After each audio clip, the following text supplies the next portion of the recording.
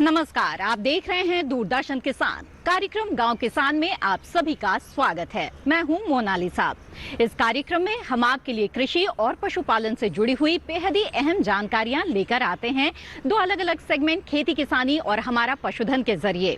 खेती किसानी में आज हम जहां आपको बताएंगे कदन्न के महत्व के बारे में, तो वहीं हमारा पशुधन में बात होगी गौ पालन की। इसके अलावा हम आपको मिलवाएंगे एक कामयाब किसान विजेंद्र तंवर से। तो आइए शुरू करते हैं आज का ये कार्यक्रम।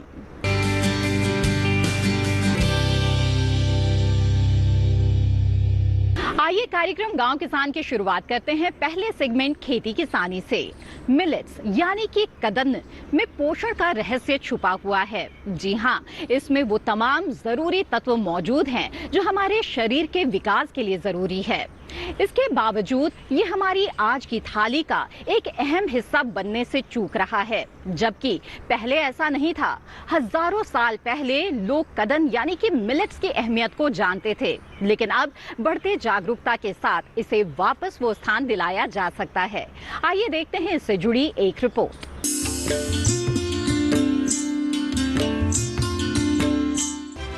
कहते हैं वक्त का पहिया गोल है, देर सवेर ही सही, लेकिन ये घूमकर वहाँ जरूर आता है जहाँ से सफर शुरू हुआ था। हमारे आहार के मामले में भी ऐसा ही कुछ है। करीब 3000 ईसा पूर्व सिंधु घाटी सभ्यता में भी कदन्न उगाने के प्रमाण मिले हैं, जो हमारे आहार का मुख्य हिस्सा हुआ करते थे। लेकिन बदलते वक्त के साथ हमारे आहार में भी बदलाव आता गया और हम पोषण से दूर होते गए। लेकिन एक बार फिर हम कदन्न के महत्व को समझते हुए इसे अपने थाली का हिस्सा बना रहे हैं। आज अकेले भारत में एशिया का 80% मिलेट्स उत्पादित होता है। कदन्न फसलें वो पोषक अनाज है जिनमें जलवायु प्रतिरोधी क्षमता होती है। ये 131 देशों में उगाई जाती है, जो 59 करोड़ लोगों के पारंपरिक भोजन का हिस्सा है। हमारे पूर्वज इसकी उपयोगिता से भली भांति परिचित थे, लेकिन वक्त बदलने के साथ कदन्न हमारे आहार से दूर होता गया। अब यही मोटा अनाज हमारे आहार का फिर से हिस्सा बनने जा रहा है। इसमें भारत सरकार बड़ी भूमिका निभाने जा रही है, जो अंतर्राष्ट्रीय अनाज वर्ष 2023 के रूप में सामने आएगी।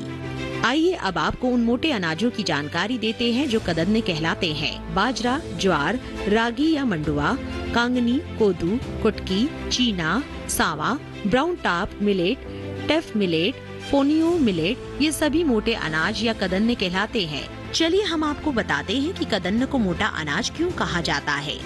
इसके पीछे मुख्य कारण ये है कि इनसे मिलने वाला आटा थोड़ा मोटा होता है, जिसमें ग्लूटीन नहीं पाया जाता। यही वजह है कि इनसे रोटी और लजीज पकवान बनाना थोड़ा मुश्किल होता है। जहाँ तक इनकी पैदावार की बात करें तो इनकी फसल के लिए किसानों को ज्यादा मशक्कत नहीं करनी पड़ती। ये पर्यावरण से आसानी से अपना तालमेल बिठा लेते हैं। कम पानी या कम उपजाऊ जमीन पर भी इनकी खेती आसानी से हो जाती है। बावजूद इसके बाजार में इनकी मांग कम है, जो इनकी घटती लोकप्रियता का मुख्य कारण है।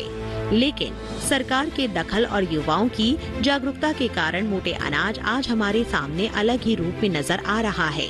कई युवा छोटे छोटे स्टार्टअप के जरिए कदन्न को लोगों के बीच ला रहे हैं। एक छोटे बच्चों का खाना का कंपनी है। हम मिलेट से बड़े सारे प्रोडक्ट्स बनाते हैं। छोटे बच्चों के सीरियल्स जैसे ये स्प्राउटेड रागी सीरियल, रागी आमंड बनाना के साथ, तो आप सॉर्ट ऑफ दूध या पानी के साथ मिला के 2 मिनट में जल्दी से तैयार कर सकते हैं। फिर millet based dosa mixes, pancake mixes, cake mixes, अभी नूडल्स भी लॉन्च किए हैं। तो जितना भी हम ट्राई कर रहे हैं कि घर में बस राइस और व्हीट ही खाते हैं लोग ज़्यादा से ज़्यादा इस देश में। वो हमारे पुराने ज़माने जब दादी और नानी खाती थी, वो मिलेट्स को, ज्वार, बाजरा, रागी को हम डाइट में लाए। तो यही हमारी कोशिश है। हम दिल्ली में रहते हैं और हैदराबाद में आए हैं इस कन्वेंशन के लिए। बड़े सारे मिलेट ब्रांड से मिले हैं, बहुत अच्छा लगा। हमारा कोशिश है कि हम बच्चों के थाली पे मिलेट्स लाएं जल्दी से जल्दी, राइट। तो ये हमारा जो प्रोडक्ट है वो पैकेट से पेट तक अंडर 10 मिनट्स में हो जाता है। तो और बहुत ही टेस्टी भी है और यमी भी है और हेल्थी भी है। इसमें कोई मिलावट नहीं है, कोई प्रिजर्वेटिव नहीं है, कोई एडिटिव नहीं है। तो मैं चाहती हूँ कि ज़्यादा से ज़्यादा बच्चे और पेरेंट्स जानें और खाएं क्योंकि इंडिया सब वर्ल्ड की सबसे डायबिटीज़ कैपिटल बन रही है। सब सारे जो गलत चीज़ें हैं वो हमारे साथ हो रही है, और हमारे पास बहुत ही ज़्यादा वो डेमोग्राफिक डिविडेंड जो कहते हैं वो उससे कुछ नहीं होगा अगर हमारी पॉपुलेशन हेल्थी ना हो। सर, अपने स्टार्टअप के बारे में कुछ बताएंगे? मेरा नाम विकास है। हमारा स्टार्टअप दिल्ली बेस्ड स्टार्टअप है। तो हमारा जो प्रोडक्ट है वो मिलेट बेस्ड प्रोडक्ट है।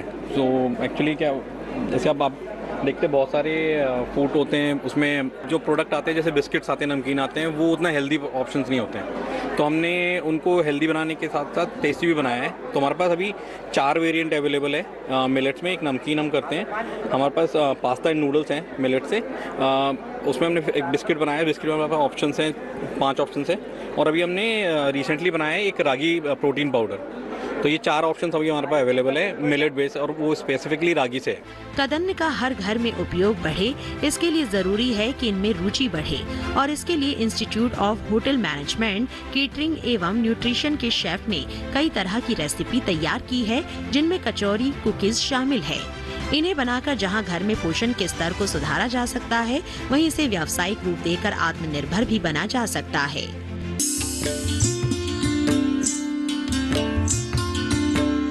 तो देखा आपने कि हमारे आहार का कितना महत्वपूर्ण हिस्सा हो सकता है कदन्न।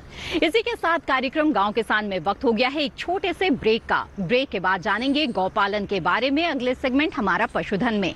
आप बने रहें दूरदर्शन किसान पर।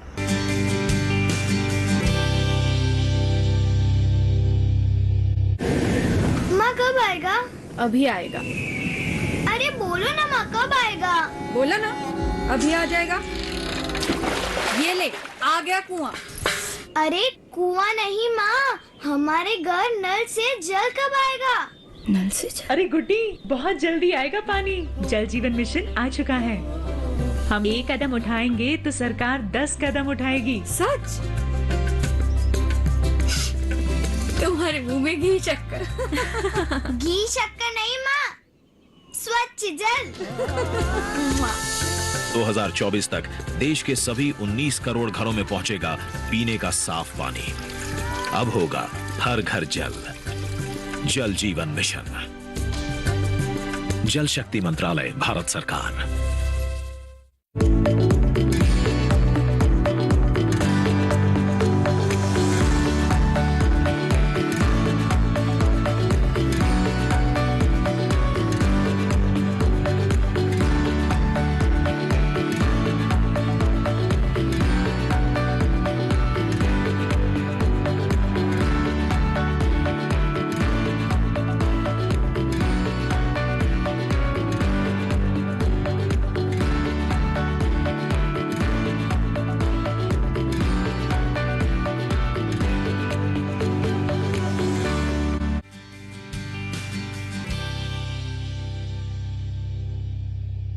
ब्रेक के बाद आप सभी का फिर से स्वागत है। आप देख रहे हैं कार्यक्रम गांव किसान।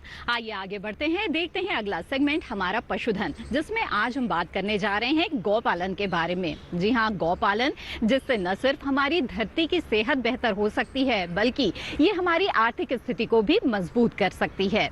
कैसे, ये जानने के लिए हम आपको लेकर चलते हैं गुजरात के रमेश भाई के पास।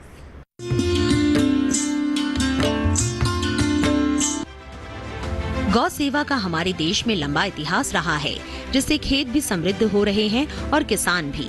लेकिन रासायनिक उर्वरक के प्रयोग ने इन दोनों ही स्थितियों पर गहरा प्रभाव छोड़ा है। लेकिन एक बार फिर किसान वापस प्राकृतिक खेती की तरफ रुख कर रहे हैं और गाय पालन को बढ़ावा दे रहे हैं। गुजरात के रमेश भाई भी कुछ ऐसे ही है, जो इस समय करीब 150 गायों का पालन कर रहे हैं। हालांकि आज जो रमेश भाई की तस्वीर है, उसे बनने में करीब 30 साल लग गए। लेकिन इन सालों में रमेश जी ने जो कुछ पाया, आज वो बाकी किसानों के बीच साझा कर रहे हैं। वो बताते हैं कि उनकी पारिवारिक पृष्ठभूमि गाय पालन से ही जुड़ी हुई है, लेकिन आर्थिक परिस्थितियों से उन्हें किराए की जमीन में खेती करने पर विवश कर दिया। मगर रमेश भाई हार नहीं माने और उन्होंने इन हालात को सकारात्मक लेते हुए अपना सफर जारी रखा। ऐसे तो हम लोग बचपन से गाय के साथ जुड़े हुए, दादा दादी के साथ गाय चराने जाते थे, स्कूल बहुत कम जाते थे। ज़्यादातर गाय चराने में ही मन था, और मैं तो महीने में रहता था। महीने 80 रुपया हमें देते थे और गाय चराने का, दूसरों की गाय चराने का काम करता था। वो उसके बाद पिताजी का ऐसा आग्रह था कि कुछ धंधा करो, तो मैंने धंधा में बहुत ट्राई किया, बहुत अलग अलग काम में ट्राई करने की कोशिश की, लेकिन सफलता नहीं मिली।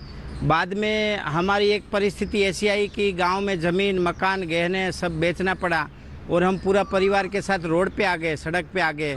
ऐसे समय में हमने एक गोंडल शहर में एक जैन परिवार से ज़मीन रेंट पे रखी और उसमें काम शुरू किया, लेकिन पैसे नहीं थे। तो 2 बैल और गाय थी, तो गाय का गोबर व मूत्र पिलाते पिलाते खेती करते थे। तो उसमें प्लस होता गया। एक बार 35 लाख की प्याज हुई और बड़ी मुश्किल से हम जो गाय लाते थे थनबंद वाली, नॉन प्रेग्नेंट नहीं होने वाली, ऐसी गायों को ला करके प्लास्टिक खाई हुई गायों के पेट से प्लास्टिक निकाल के उसको फिर से प्रेग्नेंट किया। ऐसी गाय लगभग 20-25 किया। उस समय जब हमारे आदरणीय अभी जो प्रधानमंत्री है नरेंद्र भाई मोदी, उस समय वो गुजरात राज्य के मुख्यमंत्री थे और डॉक्टर वल्लभ भाई कथीरिया गोचर एंड गोचर विकास बोर्ड के चेयरमैन थे। तो उसकी एक योजना थी, 10 गाय जो किसान रखता है उसको 10 लाख रुपया सपोर्ट मिलता था। तो उस समय वो 10 लाख रुपया जब से सपोर्ट मिला, तब से हमारी लाइफ बदलना चालू हो गया। और उसके बाद जब हम गोबर व गोमूत्र खेत में यूज़ करते थे तो उत्पादन प्लस होता गया। तो धीरे धीरे एक साल 35 लाख की प्याज हो गई। तो उससे खेत खरीद लिया 4 एकड़ और गाय भी उस समय बढ़ती गई। आज टोटल हमारे पास 150 के करीब गौ माताएं हैं। गौ सेवा से जुड़े उनके कामों को तब सही आयाम मिला जब उन्होंने सोशल मीडिया का सहारा लिया, जिससे बाकी पशुपालक उनसे जानकारी लेने लगे। बढ़ती लोकप्रियता और जागरूकता के लिए रमेश भाई अब प्रशिक्षण भी देते हैं। तो जब न्यूज में आया 35 लाख का प्याज, तो पूरे दूरदर्शन में, न्यूज़पेपर में कवरेज हुआ, तो लोग सीखने के लिए बहुत आने लगे कि हमें सिखाओ। और नरेंद्र भाई की जो मन की बात थी, वो हमने उस समय कोई मेरे साथ रहता नहीं था, मैं अकेला ही सारा काम देखता था। तो रेडियो सुनता था रोज़ शाम को 7 बजे, तो उसमें मैंने मन की बात सुनी थी।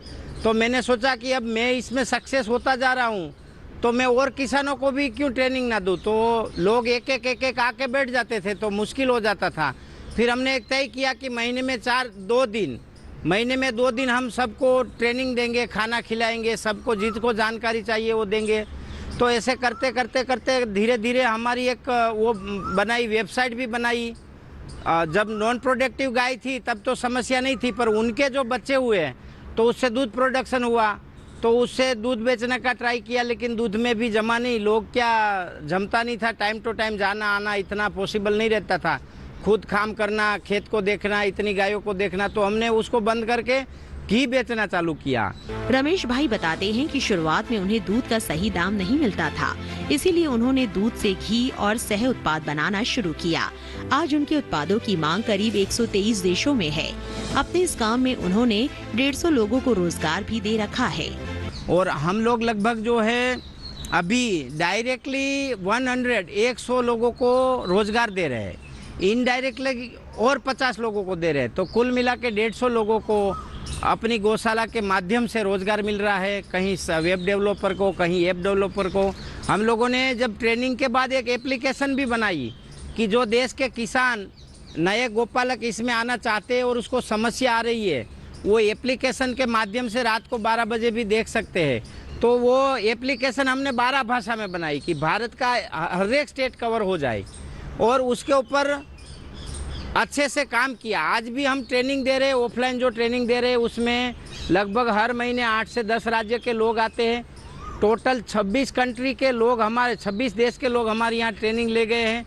उसमें हम देसी गाय का पालन एकदम देसी तरीके से सस्ता कैसे हो, किसान का परिवार कैसे कर सके, उससे पंचगव्य उत्पाद कैसे बना सके, और उसको अलग अलग देशों में अलग अलग अपने एनआरआई जो सनिष्ठ आर्थिक रूप से मजबूत एनआरआई है वहाँ तक कैसे पहुँचा सके, उसको ज़्यादा से ज़्यादा मूल्यवर्धन और सोशल मीडिया के माध्यम से जन जन तक कैसे पहुँच सके। तो उसके लिए हमने यूट्यूब बनाया, फेसबुक बनाया, वेबसाइट बनाया, एप्लीकेशन बनाया और अपना सारा सोशल मीडिया का पूरा टीम खड़ा किया। और उसके अलावा अभी जैसे नए लोग आ रहे हैं गोपालन में, क्योंकि आज रोजगारी के लिए बहुत ऑप्शन कम है, देश में इंडस्ट्री भी कम है और इसके माध्यम से कंटिन्यू रोजगार मिलना असंभव है। तो गोपालन एक ऐसा व्यवसाय है कि इनके साथ बहुत बड़ी अपॉर्चुनिटी है। रमेश भाई का ये सफर आज सोशल मीडिया के कई प्लेटफॉर्म तक पहुंच चुका है, जिसमें करीब 26 देश के लोग प्रत्यक्ष अप्रत्यक्ष रूप से प्रशिक्षण लेकर अपने खेतों की तकदीर बदल रहे हैं। रमेश भाई मानते हैं कि गौपालन से हमारा आज ही नहीं बल्कि आने वाला कल भी संवर सकता है। धीरे धीरे वेबसाइट बनाई, फिर एक बार ऐसा विचार आया तो हमने YouTube बनाया। एक जो 23 साल का नंदी था उसको आयुर्वेदिक तरीके से मसाज वसाज सब करके उसको चालू किया, तो वो 26 साल की उम्र में ब्रीड होने लगा। जो गिर का A1 क्लास नंदी था, जो ब्राज़ील वाले उसके सीमेन कंटिन्यूट 15 साल यहाँ से लेके गए ब्राज़ील में। तो ऐसा उस नंदी का वीडियो हमने YouTube में डाला, तो एक सप्ताह में 5 लाख लोगों ने देखा। तो YouTube भी खूब चली, उसके नीचे डिस्क्रिप्शन में वेबसाइट थी तो वेबसाइट भी खूब चली। धीरे धीरे हमारा जो घी है वो लगभग 123 देशों के अपने NRI लोग हैं, जो भारतीय लोग हैं, उनको 123 देशों में उनका स्वाद चखने को मिल रहा है। और हम लोग जो है ऑफिशियली डॉक्यूमेंट के साथ उसको पहुंचाते हैं। पशुओं से अच्छा उत्पादन प्राप्त करने के लिए जरूरी होता है मौसम के अनुसार उचित पशु प्रबंधन। तो आइए देखते हैं क्या कहता है इस माह का पशुपालक कैलेंडर। HS और BQ टीकाकरण के 10 से 15 दिन पहले सभी पशुओं की डीवॉर्मिंग कर देनी चाहिए। ऐसा करने से टीकाकरण प्रभावी हो जाता है। पशुओं को 50 से 60 ग्राम खनिज मिश्रण एवं 20 ग्राम नमक प्रतिदिन देना चाहिए। गर्मियों के मौसम में लगाई गई ज्वार फसल पशुओं को ना दें, इस समय ये हानिकारक हो सकता है। बरसात के मौसम में हरे चारे की अच्छी पैदावार लेने के लिए ज्वार व मक्का की बुआई करें। हरे चारे की फसल से अधिक उत्पादन लेने के लिए उन्नत किस्म के बीज का प्रयोग करें। जून का महीना काफी गर्म रहता है, इसीलिए पशु के लिए अलग से शेड बनाएं। इस समय पशु को ज्यादा से ज्यादा पानी पिलाएं। अधिक दूध देने वाले पशुओं को तरल कैल्शियम, फास्फोरस की मात्रा 70 से 100 ग्राम प्रतिदिन दें। पशुओं को बाह्य परजीवियों से बचाने के लिए पशु चिकित्सक की सलाह पर दवा का प्रयोग नियमित रूप से करें। यदि पिछले माह भेड़ के ऊन कतरने का कार्य ना किया हो तो इस माह कर लें। तो ये थी पशुपालन से जुड़ी हुई कुछ अहम जानकारियां। इसी के साथ कार्यक्रम गांव किसान में वक्त हो गया है एक और छोटे से ब्रेक का। जल्द हाजिर होंगे और मिलवाएंगे आपको एक कामयाब किसान से। आप बने रहें दूरदर्शन किसान पर।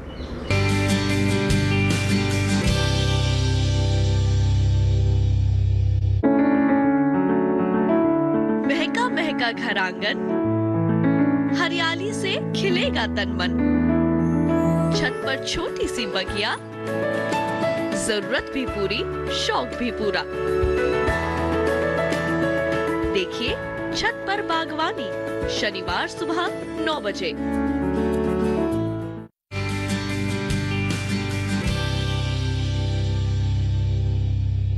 ब्रेक के बाद आप सभी का फिर से स्वागत है कार्यक्रम गांव किसान में। आइए आगे बढ़ते हैं और मिलते हैं एक कामयाब किसान से। खेती और पशुपालन को अगर परस्पर अपनाया जाए तो इससे मुनाफे की संभावना और भी बढ़ जाती है। ये हम नहीं कह रहे, बल्कि ये कह रहे हैं हमारे आज के कामयाब किसान विजेंद्र तंवर। तो आइए मिलते हैं इनसे और जानते हैं इनकी कहानी।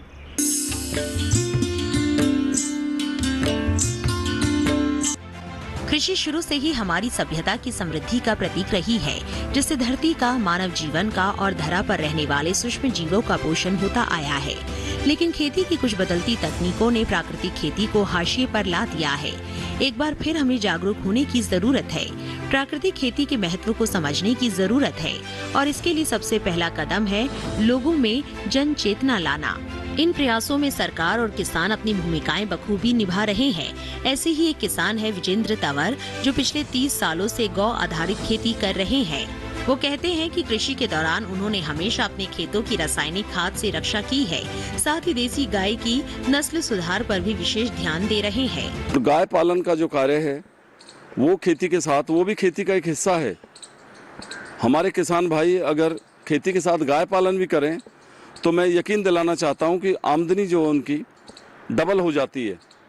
क्योंकि गाय बढ़ती है, हर साल गाय ब्याती है तो बच्चा होता है, बच्चों में से आगे वंश बढ़ता है, परिवार बढ़ता है, दूध का उत्पादन बढ़ता है, गोबर गोमूत्र बढ़ता है, बहुत सारी चीज़ें बढ़ती हैं। और अगर आपने गाय पालन आप करते हैं भारतीय नस्ल की, तो उसकी जितनी नस्ल सुधार होगी, जितनी प्योरिटी उसमें आएगी, उसकी उतनी कीमत बढ़ती है।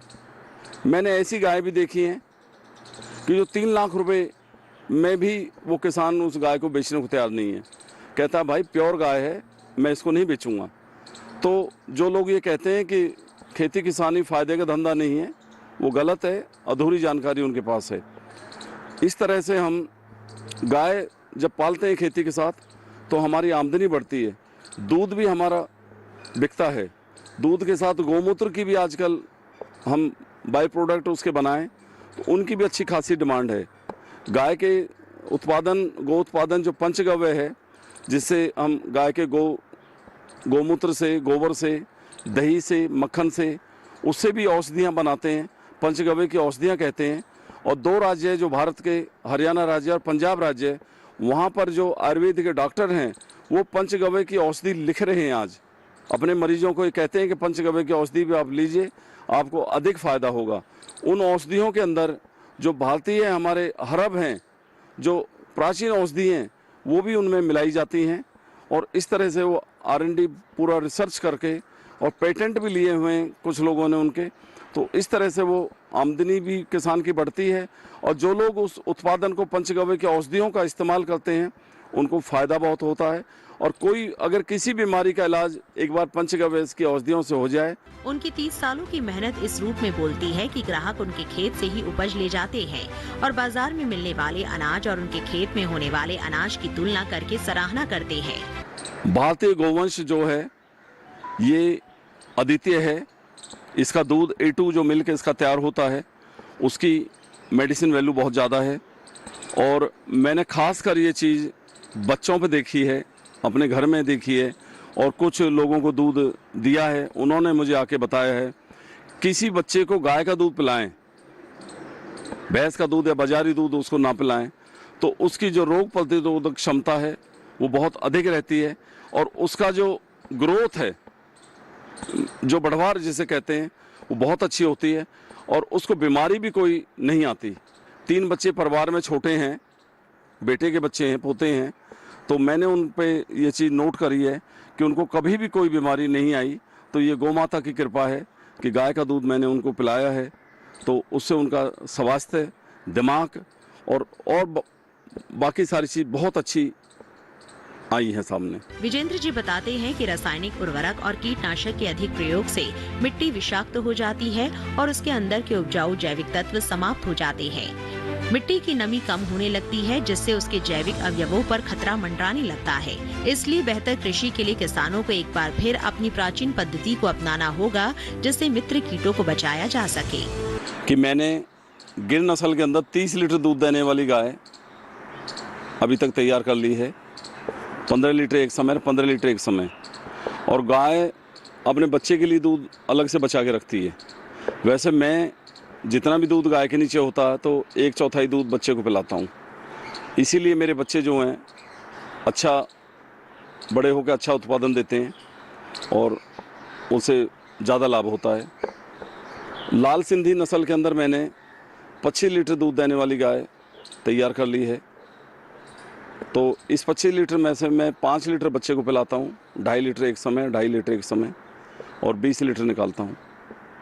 तो किसान भाइयों को मैं बताना चाहता हूँ कि हमारी जो भारतीय नस्ल है, इनका हम सुधार करते जाएं तो जो विदेशी नस्ल हैं उनसे हमारा दूध भी अच्छा है और हमारे जो बच्चे हैं वो भी उनसे अच्छे हैं। और हमारा जो भारतीय दूध है A2, भारतीय नस्ल गाय का जो दूध है, A2 का जो दूध है, वो आज के समय में लगभग 100 रुपये किलो बिकना चाहिए। वैसे गिर नस्ल का तो कुछ लोग 250 रुपये लीटर तक बेचते हैं और घी जो है वो 5000 रुपये किलो तक बेचते हैं। और गुजरात में तो कई लोग गिर नस्ल की गाय का घी बनाकर उसमें औषधियाँ मिलाकर आयुर्वेदिक औषधियाँ मिलाकर उनका रेट तो 10,000 रुपये किलो से लेके और 5 लाख रुपए किलो तक जाता है। मैं बिल्कुल जानकारी के साथ ये बात बता रहा हूँ कि 10,000 रुपये किलो से लेके 5,000 रुपये किलो तक का, 5 लाख रुपए किलो तक का उनका घी बिकता है और जो लोग उसको इस्तेमाल करते हैं उन्हें पूरा फायदा मिलता है।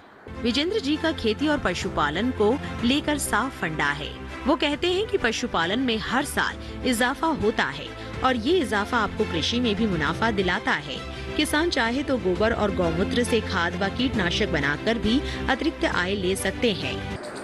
पिछले 10 साल से जितना कृषि और गोकुल वंश पर ध्यान दिया है, इतना कभी ध्यान नहीं हुआ। और जो किसानों की आमदनी माननीय प्रधानमंत्री जी कह रहे हैं कि दुगनी करनी है, तो दुगनी 22 का लक्ष्य था सरकार का। मुझे तो लग रहा है कि किसानों की आमदनी इस बीच में दुगनी हुई है। और इसके साथ साथ ही हमारे जो किसान भाई हैं वो खेती के साथ साथ बागवानी का भी कार्य कर रहे हैं, तो वो भी एक उनको अतिरिक्त लाभ है, क्योंकि खेती के साथ साथ ही बागवानी तैयार हो जाती है और मौसम के हिसाब से जो हमारे फल हैं वो तैयार होते हैं। और अगर उनको ग्रेडिंग करके हम बेचें तो बहुत अधिक लाभ मिलता है और जो बचा हुआ माल है वो तो एवरेज के रेट में बिक जाता है। और कई जगह तो मैंने ऐसा देखा कि खेतों में खड़ा हुआ जो फसल है या फल हैं उसके ठेकेदार हैं, आपको उसको तोड़कर बाज़ार पहुंचाने की ज़रूरत नहीं है, वो ठेकेदार ही आपसे खरीद कर और ख़ुद तोड़कर बाज़ार ले जाएंगे और आपको पहले ही नगद पैसा दे देंगे सारा। तो आज तो मुझे लगता है कि प्रधानमंत्री जी का जो सपना है किसानों की आमदनी जो दुगनी करने का जो लक्ष्य है वो पूरा हुआ है और ये किसानों की आमदनी बढ़ेगी, क्योंकि जैसे दूसरे उत्पादन या दूसरे लोगों की आमदनी बढ़ रही है, जो और बाकी जो लोग उत्पादन बनाते हैं उनकी आमदनी बढ़ती है, तो किसानों की आमदनी भी बढ़ेगी। विजेंद्र जी की तरह किसान अगर अपनी सोच को थोड़ा और विस्तार दे तो इससे उन्हें कई गुना मुनाफा तो होगा ही, साथ ही लोगों को आसानी से जैविक आहार भी मिल सकेगा।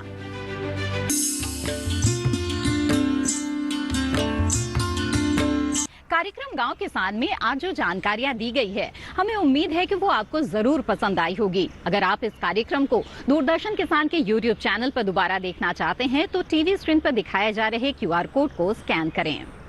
कार्यक्रम गांव किसान की आज की कड़ी में बस इतना ही। फिर हाजिर होंगे लेकर कुछ और अहम जानकारियां। तब तक के लिए दीजिए इजाजत। आप बने रहें दूरदर्शन किसान पर। नमस्कार।